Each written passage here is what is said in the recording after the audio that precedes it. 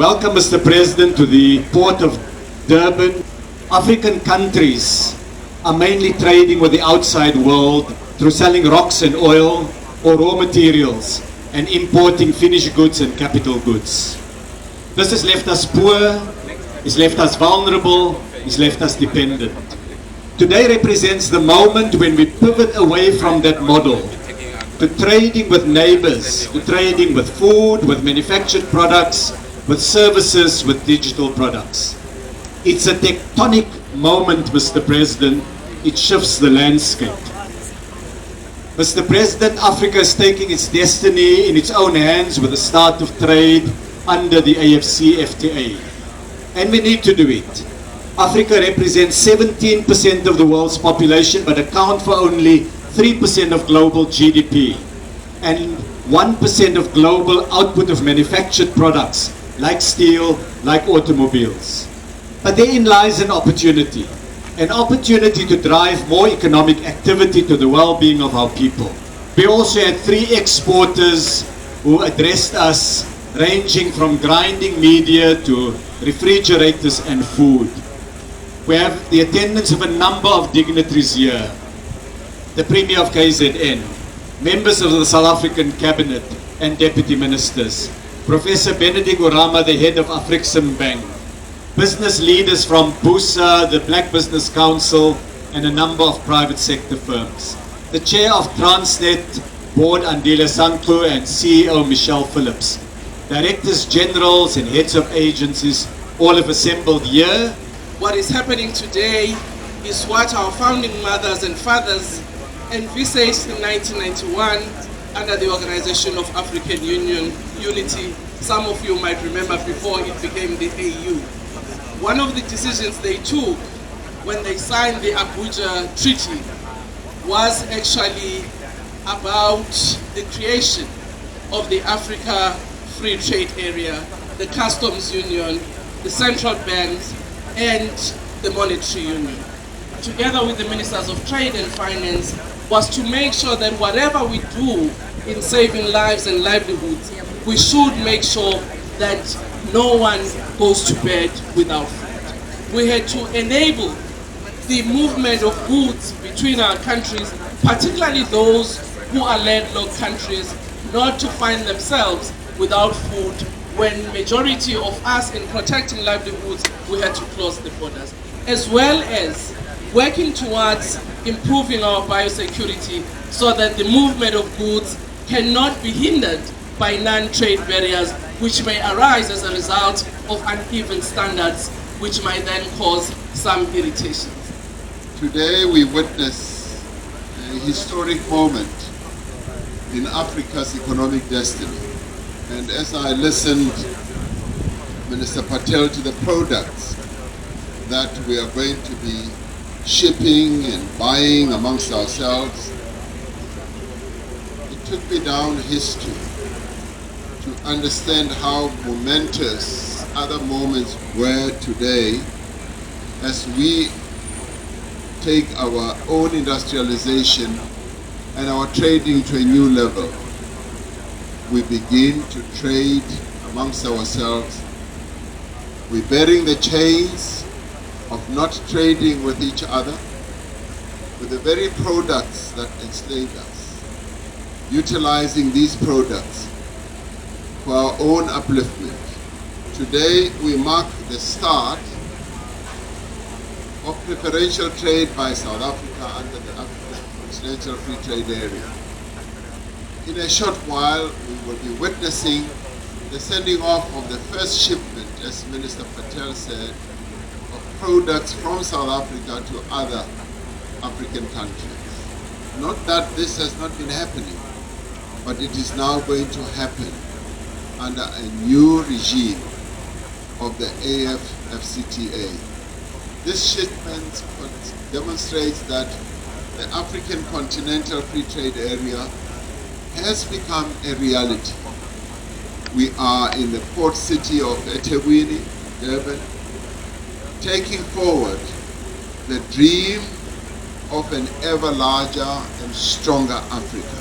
Young people on our continent are calling for this change. all of us must start propagating this message.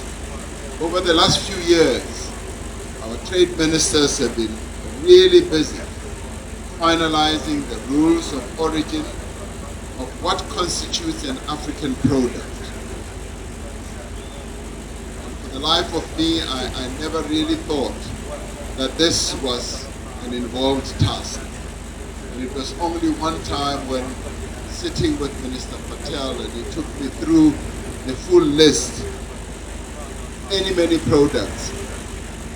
And they have done well to finalize what I would say is 92% of the products that nations trade with each other. And I'm happy to see so many of Africa's trade ministers here today.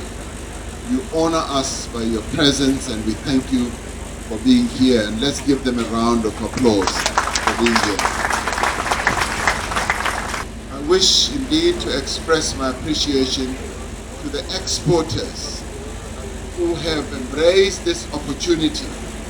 It's a profitable opportunity, I must say, but who have embraced it and have worked with us to be part of the first shipment of products under the Africa Continental Free Trade Area. Now from this quayside and from ports, airports and border posts across the continent, a truly new era of growth and prosperity is being born. Mr. President, I stand in front of you here with all of you distinguished guests, ministers from across the continent this morning, full of hope and renewed optimism that Africa is taking its rightful place in the table of the global nations. In order for us to go forward, we must always look back to where we all started, when the architects of the African Union met in Ethiopia in Addis Ababa in May 1963 to formulate a new course for Africa. They put the continental integration, intra-African trade, a better life for all of its people of Africa as a cornerstone for the reformed Africa. But today, under the auspices of African Continental Free Trade Area, we are realizing that dream of an Africa that is trading with itself. We are dismantling the artificial borders that have been distorting and delaying the intra-Africa trade. The successful implementation of the AFCFTA will lead to the diversification of export, increased productive capacity, but also accelerate the growth, increased investment, and increase employment opportunities, as you've already highlighted, Mr. President. Under your leadership, Mr. President, we are very optimistic that the whole of Africa will join and benefit as members of BRICS nations, combined as we have a market of 3.4 billion people, which represent over 40% of the world total population. But also, we also want to say to all the honorable guests, we are very excited at the potential of the economic muscle that is represented by this market that we are as Africa. And together, I can assure you that we are disrupting the normal and rebalancing the world order. I did say yesterday that there are a lot of those that are not going to be happy with what they see happening here. But we need to appreciate the role that has been played by our presidents in various countries in Africa, the private sector, in expanding trade on the continent.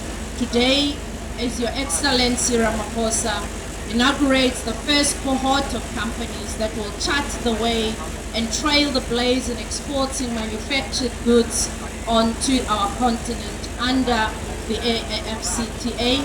We thank all of you for your braveness, for your resilience and commitment to the values of the new Africa we want to leave behind for all our children.